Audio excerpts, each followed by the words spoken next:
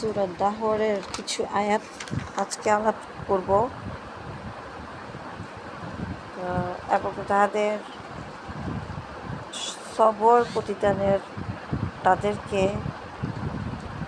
দিবেন জান্নাত ও রেশমি পোশাক। 12 নম্বর আয়াত। তারপর 13 নম্বর হচ্ছে তারা সেখানে সিংহাসনে হেলান দিয়ে বসবে, সেখানে রৌদ্র ও শৈত্য অনুভব করবে না, তারা বৃক্ষছায়া তাদের উপর ঝুঁকে থাকবে এবং তার ফলসমূহ তাদের আয়ত্তাধীন রাখা হবে।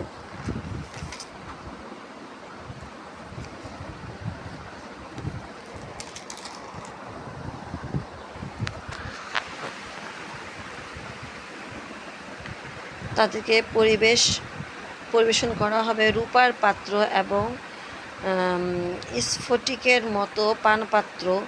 রূপালী স্ফটিক পাত্রে পরিবেশনকারীরা তা পরিমাণ করে পূর্ণ করবে।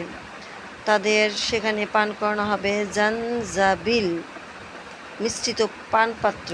এটা জান্নাতি স্থিত সালসাবিল নামক এক ঝর্ণা। ও সালসাবিল তাইলে একটা ঝর্ণার নাম যেটা বেহেশতে থাকে, এবং এই ঝর্ণার পানিটা হচ্ছে পান করানো হবে, যেটার নাম হচ্ছে জালজাবিল। তাদের কাছে ঘোরাফেরা করবে চির কিশোরগণ। আপনি তাদের দেখে মনে করবেন যে বিক্ষিপ্ত মণিমুক্ত। আপনি যখন সেখানে দেখবেন তখন নিয়ামতরাজি ও বিশাল রাজ্য দেখতে পাবেন। তাদের আবরণ হবে চিকন সবুজ রেশম ও মোটা সবুজ রেশম, এবং তাদের পরিধান করানো হবে রৌপ্য নির্মিত কঙ্কন মানে চুড়ি, এবং তাদের পালনকর্তা তাদের পান করাবেন শারবান তহুরা। এটা তোমাদের প্রতিদান, তোমাদের প্রচেষ্টা স্বীকৃত লাভ করেছে। আমি আপনার প্রতি পর্যায়ক্রমে কোরআন নাজিল করেছি, অতএব আপনি আপনার পালনকর্তার আদেশের জন্য ধৈর্য সহকারে অপেক্ষা করুন এবং ওদের মধ্যকার কোনো পাপিষ্ঠ ও কাফেরের আনুগত্য করবেন না, এবং সকাল সন্ধ্যায় আপনার পালনকর্তার নাম স্মরণ করুন।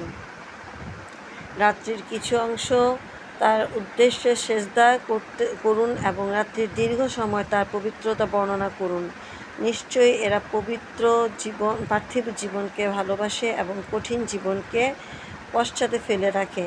আমি তাদের সৃষ্টি করেছি এবং মজবুত করেছি তাদের গঠন।